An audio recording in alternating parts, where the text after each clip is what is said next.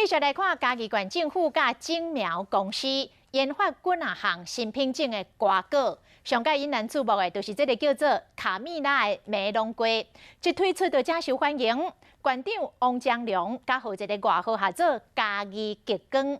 这款的梅龙瓜真脆真甜，甜度伫14度到18度，而且会当放真久，将适合来外销。所以嘉义县政府要来全力杀外销。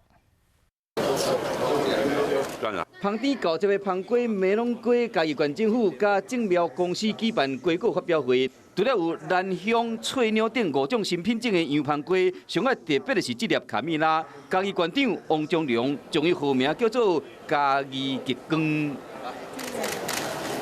嘉义极光。甲一般的梅龙无共款，口感特别幼，伊的甜度较悬，果子皮较薄。卡蜜拉呢，它的糖度可以到14到18度。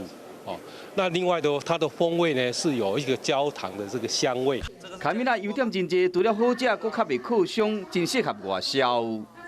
像新加坡啊，像文莱啊这种国民所得很高的地方，他们不怕这个价格高，他只怕买不到好吃的。嘉义县政府即马上准东南亚的国家积极签署采买合作备忘录。 卡蜜拉敢法度互嘉义县的农民发大财，就看消费者敢有介意。